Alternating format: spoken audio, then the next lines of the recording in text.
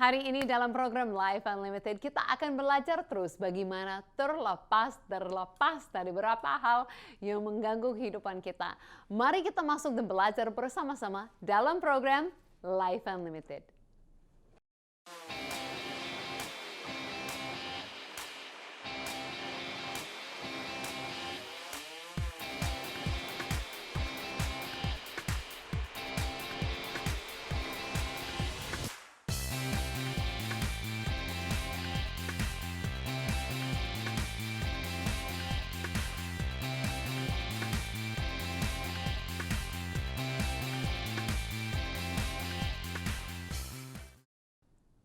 Hello and welcome back. Ya, saya Susan Hoover mengucapkan terima kasih banyak kepada semua pemirsa Life Unlimited yang setia, yang selalu bergabung dalam program ini. Saya senang sekali kita punya program ini di mana kita bisa ceritakan semua kebaikan Tuhan. Dan kita bisa ambil langkah bersama-sama untuk benar-benar punya hidup yang tanpa batas, hidup yang luar biasa, hidup yang sudah direncanakan Tuhan bagi kita. Sebelum kita masuk terlalu dalam topik hari ini, saya belum sebutkan ya topiknya hari ini, nanti ya. Saya mau baca dulu kesaksian dari pemirsa Life Unlimited. Karena sepanjang program nanti akan melihat ada nomor WA, social media yang lain-lain. Bisa hubungi kami. Dan kami punya tim yang siap untuk mendoakan pemirsa Life Unlimited, jawab pertanyaan, dan yang lain-lain. Mungkin ada yang mau tahu lebih banyak tentang siapakah Yesus itu, hubungilah kami. Tidak ada pertanyaan yang kami tidak terima, kami siap ya untuk ceritakan lebih banyak lagi, berdiri dalam iman bersama-sama dan mendoakan untuk mukjizat terjadi. Tapi memang ada banyak mukjizat yang terjadi. Saya punya di sini ini laporan dari 1 bulan, ini 2 lembar laporan kesaksian-kesaksian yang masuk. Contohnya saya mau baca 2 hari ini. Ada kemarin seorang ibu dari Nias. Dia ceritakan bahwa dia punya kesaksian kalau selama ini dia punya sakit kepala dan tensi yang tinggi. Tapi ketika ibu ini berdoa dalam acara Life Unlimited, ibu ini mengalami kesembuhan. Ini artinya saat lagi nonton dari TV-nya pun dia mengikuti doanya dan dia sendiri terima kesembuhan. Wah, kami senang sekali untuk ibu yang ada di Nias, Sumatera. Ada lagi seorang ibu dari Toraja. Ini beda lagi tempatnya di Indonesia. Nah, ibu ini minta doa karena suaminya sudah 2 tahun tidak pulang ke rumah. Nah, ini berapa bulan yang lalu. Kemarin ini barusan dia menyampaikan terima kasih atas doa yang selama ini sehingga suaminya sudah pulang ke rumah. Yang setelah 2 tahun. Wah, kami senang sekali dengan ibu ini yang ada di Toraja dan semua pemirsa yang lain yang punya kesaksian ini semua. Untuk melihat Tuhan masih melakukan mukjizatnya. Amin. Nah, hari ini kita akan masuk topik dalam series yang belakangan ini sudah berapa bulannya, terlepas. Hari ini topik ini dekat kepada hati saya. Kenapa? Karena topik ini tentang terlepas dari kepahitan. Nah, saya merasa ini sangat penting sekali. Kenapa? Karena kalau saya cerita dari ibu saya sendiri, mama saya sendiri, saya memang bangga punya seorang mama yang baik, yang sangat sayang kepada kami dan menjaga kami dengan baik. Tapi satu kekurangan di mana saya rasa sayang saat saya lihat mama saya adalah dia adalah orang yang masih kepahitan. Orang yang lama percaya kepada Yesus, tapi masih kepahitan. Saya sendiri sebagai anaknya menyaksikan bagaimana kepahitan itu mencuri sukacita dari paranya. Seharusnya pada saat ini dia adalah orang yang nikmati kehidupannya. Sudah punya 5 anak yang baik, yang sehat, yang seperti saya, baik kan? Memang sudah senang dalam kehidupannya. Tapi dia sendiri tidak bisa tenang, tidak bisa senang, dan selalu tetap pegang apa itu kepahitan. Kepahitan mungkin dari perlakuan seseorang kepada dia 30 tahun yang lalu. Nah, saya merasa sayang sekali sukacitanya dicuri begitu lama karena akar kepahitan ada dalam hatinya. Jadi kerinduan saya adalah semua orang terlepas dari kepahitan. Jangan izinkan kepahitan curi sukacita dari kehidupan kita, apalagi untuk waktu yang cukup lama. apapun kesalahan orang kepada kita, lebih baik kita lepaskan itu, kita lupakan itu, supaya kita bisa nikmati hari-hari ke depan yang Tuhan siapkan bagi kita. Amin. Bahkan ada banyak nasihat-nasihat dalam firman Tuhan. Firman Tuhan itu sungguh berhikmat ya, memberikan kepada kita nasihat-nasihat yang baik. Saya akan baca berapa ayat dari Amsal. Amsal yang 15 ayat 15. Hari orang berkesusahan buruk semuanya, tetapi orang yang gembira hatinya selalu berpesta. Nah, ini berkata kepada kita bahwa hati kita yang menentukan. Kalau kita ini mau gembira, makanya kita nikmati setiap hari seperti pesta, setiap hari seperti perayaan.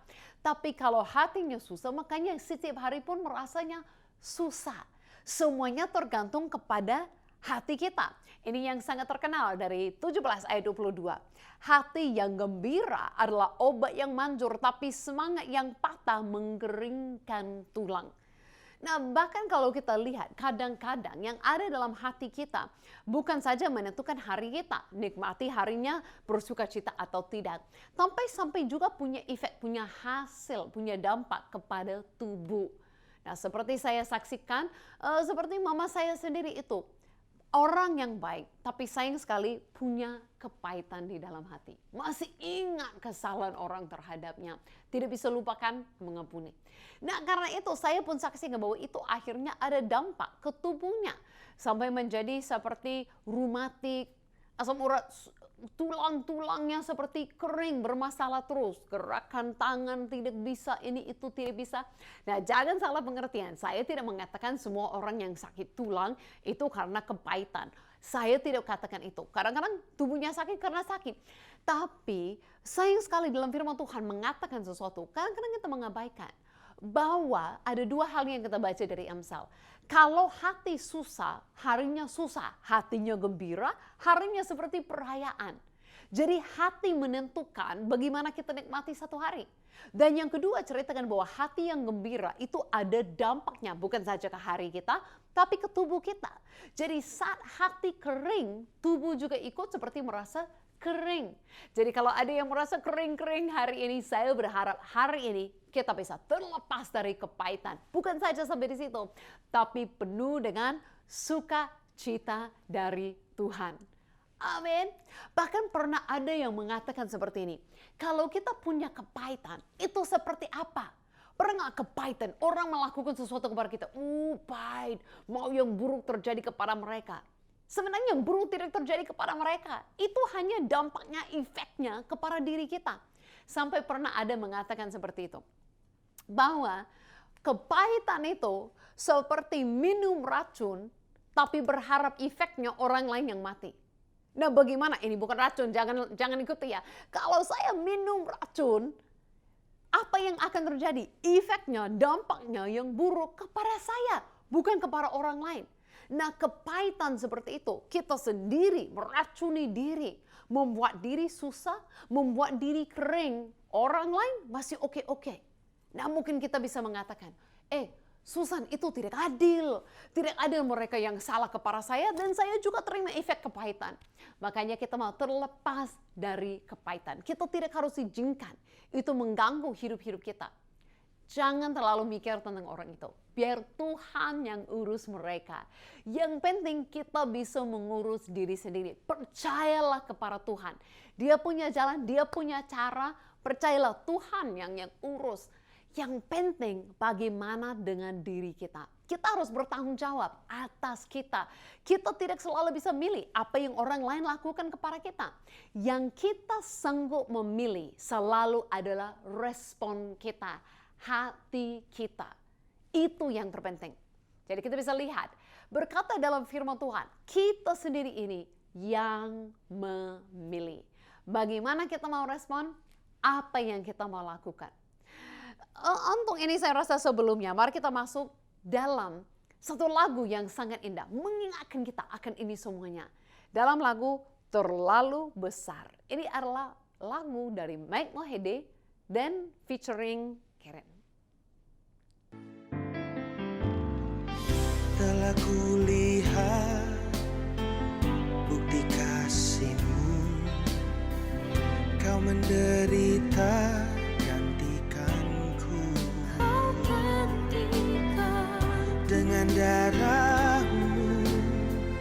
Kau selamatkanku, kini ku hidup menyenangkanmu. Terlalu besar kasih-Mu Bapa, pengorbanan yang Kau berikan bagiku. Terlalu mahal darah-Mu Yesus tercurah untuk menebus hidupku.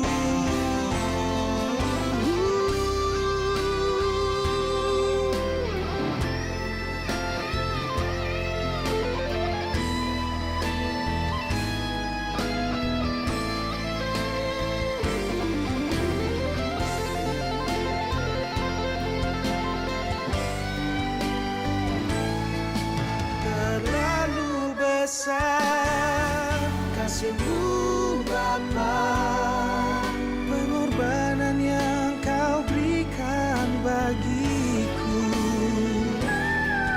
Terlalu mahal darah-Mu Yesus tercurah untuk menebus hidupku.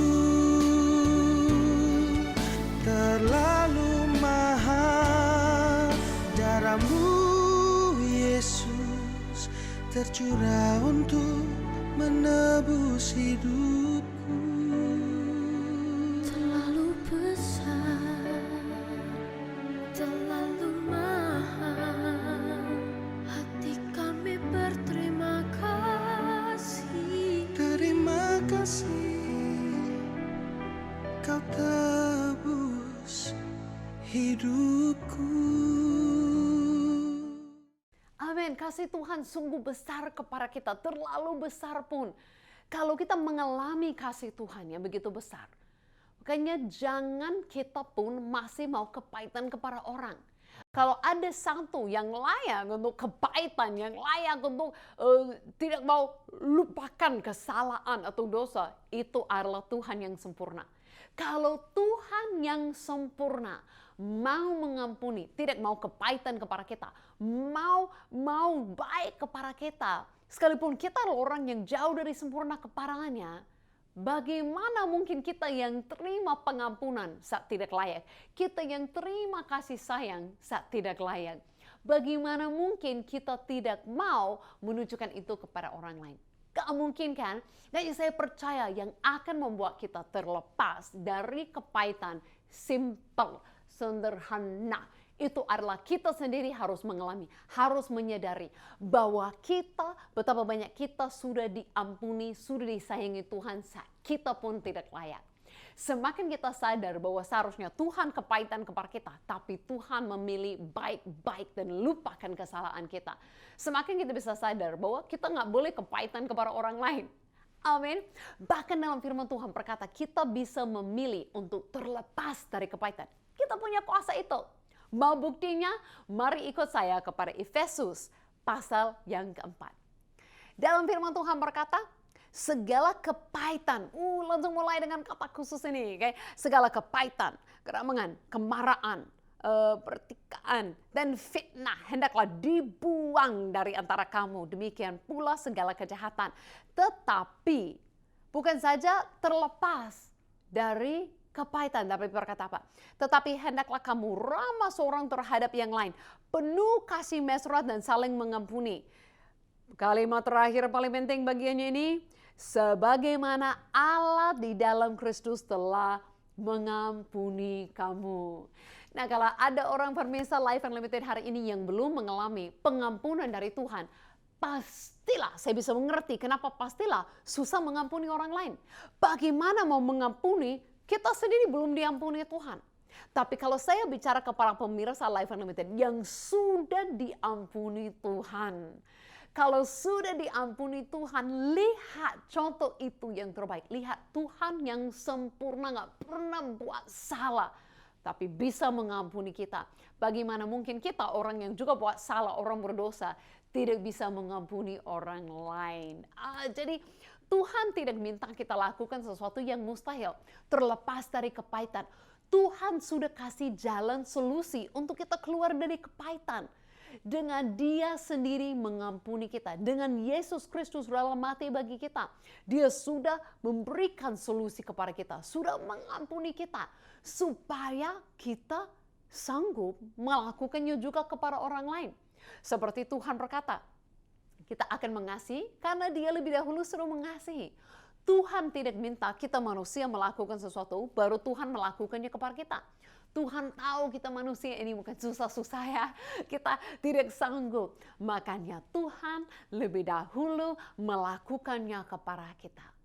Saya juga orangnya yang suka dulu seperti itu. Pegang-pegang kesalahan orang. Mikir-mikir gak enak-enak sama mereka.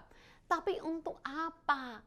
Untuk apa? Itu hanya mencuri sukacita, hanya menentukan yang gak baik bagi diri saya sendiri. Efeknya sampai kepada tubuh saya. Untuk apa? Saya membuat diri saya menderita karena kesalahan orang lain. Biar mereka harus urus kesalahannya sendiri. Untuk apa itu saya? Saya datang kepada Tuhan. Dan apapun yang orang lakukan yang salah kepada kita, Tuhan sanggup pulihkan. Betapa banyak hatimu terluka, betapa banyak mungkin orang pernah menyakiti kita. Apapun yang pernah terjadi kepada kita, percayalah, Tuhan sanggup mengubahkan itu. Tuhan sanggup melepaskan kita. Tuhan sanggup menyembuhkan. Tuhan sanggup memulihkan. Jadi lepaskan semuanya yang sangat mengganggu kita. Terlepas dari itu kepahitan. Dan izinkan Tuhan yang memulihkan hati kita. Tuhan yang bekerja di dalam diri kita. Kenapa? Karena memang contoh yang terbaik itu adalah Tuhan sendiri. Bahkan saat Yesus ada di dunia, dia cerita seperti ini. Dia cerita tentang seorang Samaria yang ramai dan baik. Ingat ya kisahnya? Waktu saya pernah pergi ke Israel, saya pergi ke tempatnya itu untuk menyaksikan dan memberi video yang singkat ini. Saya berdiri di sini di tempat yang adalah tempat dari orang Samaria yang murah hati yang baik. Itu sesuatu yang diceritakan Yesus sendiri. Nah, Yesus sendiri yang ceritakan kisah ini tentang ada seorang yang sudah dipukul, semuanya sudah dicuri dan dia ditinggalkan di pinggir jalan untuk mati. Nah, ada orang-orang yang lewat-lewat dia dan tidak mau menolong. Sampai akhirnya ada orang Samaria yang mau berhenti menolong dia dan selamatkan hidupnya. Nah, kita harus mengerti dari budaya, dari sejarah bagaimana cerita ini sebenarnya Yesus mau beritakan sesuatu yang sangat penting bagi kita. Nah, waktu itu kan orang Samaria dan orang Yahudi tidak bersahabatan, ya, hampir seperti musuh-musuhan. Jadi sangat luar biasa. Yesus cerita bahwa akhirnya orang Samaria yang mau menolong orang yang ini seperti ini, itu seperti sudah mau menolong musuhnya, sudah sangat murah hati, sudah mau bergerak dan menolong dia. Dan Yesus secara khusus dia namakan dan ceritakan dua orang yang pertama yang lewat. Mereka bukan orang yang biasa-biasa, tapi mereka orang yang sangat agamawi. Seharusnya kita pikir orang yang menolong. Tapi ini yang Yesus mau kita melihat. Bahwa sekalipun orang ikut agama, agama itu tidak punya hati untuk menolong yang lain. Agama bisa punya peraturan, bisa punya hukum, bisa ceritakan, jangan membunuh. Tapi tidak bisa mengajar kita untuk mengasihi. Hanya Yesus sendiri yang bisa lakukan seperti itu. Bahkan Yesus sendiri berikan teladan yang terbesar, lebih besar daripada orang Samaria. Yesus sendiri rela mati bagi kita.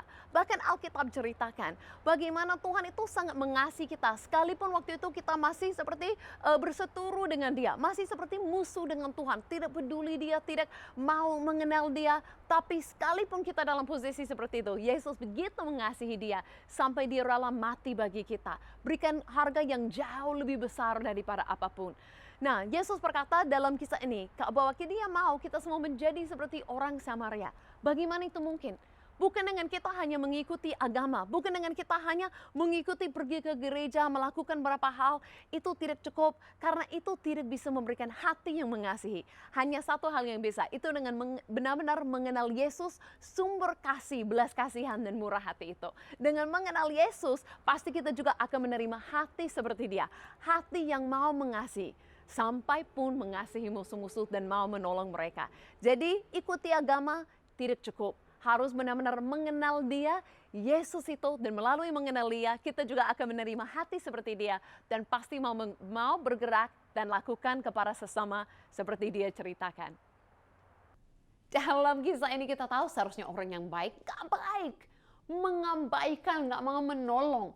Yang seharusnya menyimpan kepahitan dalam hati. Karena orang Samaria itu dianggap seperti sampah.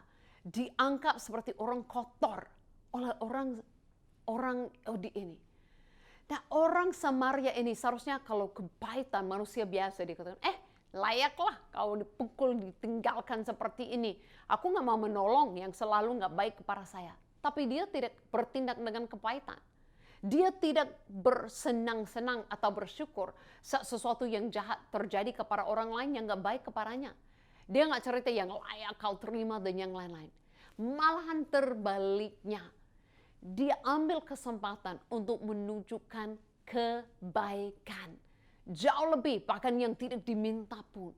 Nah, ini adalah gambaran yang sangat indah dan saya percaya kita baca kisah ini, kita semua mau menjadi seperti orang Samaria ini. Pastilah kita semua rindu untuk menjadi baik. Tapi Tuhan memanggil kita untuk sadari hari ini, itu semuanya mulai dengan hati. Mulai dengan melepaskan pengampunan hari ini. Mulai untuk hari ini tidak pegang-pegang kesalahan orang. Mulai dengan kita terlepas dari kepahitan, kita dipenuhi dengan kasih Tuhan. Dan Tuhan memang selalu adalah contoh yang pertama dan yang sempurna. Mau tahu untuk bagaimana mengasihi sama yang gak enak mengasihi mereka, mengampuni musuh, selalu contoh yang terbaik ada di dalam Yesus. Bahkan dalam firman Tuhan dalam Roma 5 ayat yang ke-8, saya sebut ayat ini tadi dalam video klip, berkata apa? Bahwa akan tetapi Allah menunjukkan kasih-Nya kepada kita oleh karena Kristus telah mati untuk kita ketika kita masih berdosa. Bahkan dalam ayat yang lain berkata kita masih belum didamaikan, masih seturun dengan Tuhan, masih orang berdosa. Tuhan tidak mengampuni dan mau mati bagi kita saat kita sudah jadi orang baik, saat kita seburuk-buruknya, saat kita sejelek-jeleknya, saat kita sejahat-jahatnya. Di situ pun Tuhan rela mati bagi kita. Tuhan tidak menunggu sampai kita jadi baik atau kita pun minta. Saat kita masih orang berdosa, Tuhan pun rela mati bagi kita. Kebaikan Tuhan sungguh-sungguh besar, luar biasa. Sampai mungkin kita susah untuk menyadarinya. Nah, kalau kita sudah mengalami dan menerima kebaikan Tuhan seperti itu, untuk apa kita masih mau membuat diri kita menderita karena gak suka sama orang lain, masih ingat kesalahan orang lain? Kan gak masuk akal. Makanya hari ini saya benar-benar rindu untuk semua pemirsa Life Unlimited terlepas dari kepahitan. Saya senang sekali baca ini kesaksian tadi dari seorang ibu di Toraja, seorang pemirsa Life Unlimited. Karena dia rindu untuk suaminya pulang. Pasti banyak alasan untuk kepahitan, orang gak pulang, gak kabarin dalam 2 tahun. Tapi suaminya pulang dengan apa? Ibu ini bersuka cita, bersyukur kepada Tuhan. Artinya ada hati yang bersyukur, yang mengampuni, tidak pegang kepahitan. Makanya bisa merayakan. Hati yang gembira, seperti setiap hari berpesta katanya, merayakan hal kecil pun, merayakan kebaikan Tuhan dalam segala sesuatu. Itu yang Tuhan mau dari kita. Jangan kita izinkan itu ada akar kepahitan dalam kehidupan kita, membuat diri kita sendiri menderita. Tapi mari kita mengalami kebaikan, kasih karunia Tuhan. Saat kita tidak layak, Tuhan mengasihi kita. Dan itu yang memampukan kita, sebagaimana Dia mengasihi kita, mengampuni kita, untuk mengampuni, mengasihi yang lain. Tuhan adalah Tuhan yang baik. Jadi kerinduan saya untuk setiap orang pemirsa Life Unlimited, mengalamilah kasih karunia Tuhan. Mengalamilah saat kita orang berdosa, Dia mau mati bagi kita. Semakin kita menyadari mengalami kasih ini, wah saya percaya seperti otomatis ya, akan keluar, akan lebih sanggup mengalami yang lain. Jangan suka ingat-ingat kesalahan orang. Jangan suka ingat-ingat dosa orang. Untuk apa? Tuhan tidak ingat kesalahan dosa kita. Untuk apa kita ingat dosa dan kesalahan orang lain? Bahkan berkata, nasihat-nasihat. Ini ada ayat lagi dalam firman Tuhan. Kita masuk dalam Ibrani. Masih ada ayatnya satu lagi untuk kita hari ini. Ibrani 12. Ayat 15. Nasihat untuk kita. Mungkin jarang baca ayat ini ya. Berkata, jagalah supaya jangan ada seorang pun menjauhkan diri dari kasih karunia Allah, agar jangan tumbuh akar yang pahit yang menimbulkan kerusuhan dan memecahkan banyak orang. Berkata apa? Jangan menjauhkan kasih karunia Allah. Karena bahayanya kalau menjauhkan kasih karunia Allah, menimbulkan apa? Bisa ada akar kepahitan. Dan itu buat susah banyak orang. Jangan kita mau seperti itu. Marilah kita artinya mendekati kasih karunia Allah. Nah, banyak orang hari ini berkata, kasih karunia mungkin itu bahaya. Ayat firman Tuhan berkata apa? Bukan bahaya mendekati kasih karunia Allah. Yang bahaya, jaga-jaga, jangan ada siapapun menjauhkan diri dari kasih karunia Allah. Karena saat kita menjauhkan kasih karunia Allah, artinya kita mau pikir harus layak dulu baru diampuni. Harus bagus benar dulu baru Tuhan mau baik kepada kita. Bahwa kita harus terima yang kita layak terima. Kita akan melakukan itu kepada orang lain. Mau pahit-pahit kepada orang lain. Mereka nggak baik, nggak terima yang baik. Tapi semakin kita dekat kepada kasih karunia Allah dan kita menyadari, saya Susan Hoover ini pun menerima yang saya tidak layak menerima. Saat saya masih berdosa, Tuhan Yesus mati bagi saya. Saat saya masih tidak baik, Tuhan mau mengasihi, mengampuni saya. Karena Tuhan baik kepada saya, memberikan lebih daripada saya layak terima. Makanya saya sanggup mengampuni mereka juga yang gak layak diampuni. Amin. Makanya hari ini marilah kita berlari mendekatkan diri kepada kasih karunia Tuhan. Semakin kita mengalami kasihnya Tuhan, semakin kita akan terlepas dari kepahitan, nikmati setiap hari dengan sukacita. Mari kita berdoa. Tuhan, saya berdoa untuk setiap orang pemirsa, biar mereka alami kasih karunia-Mu. Mereka menyadari betapa besar kasih-Mu. Mereka benar-benar dipenuhi oleh kasih karunia-Mu. Pengampunan-Mu mengalir kepada mereka. Mereka menyadari, mengalami, dipenuhi sampai kelimpahan. Sampai itu keluar kepada orang lain. Setiap akar kepahitan tidak ada lagi. Dicabut oleh kasih-Mu Tuhan. Melembutkan setiap hati. Supaya mereka bisa nikmati Engkau. Dan setiap hari adalah hari merayakan kasih-Mu. Tidak jadi kering, tapi disegarkan terus. Di dalam nama Yesus, amin. Oke, semua pemirsa yang sudah terlepas dari kepahitan, masih ada satu episode lagi dengan terlepas minggu depan. Sampai jumpa lagi di sini minggu depan.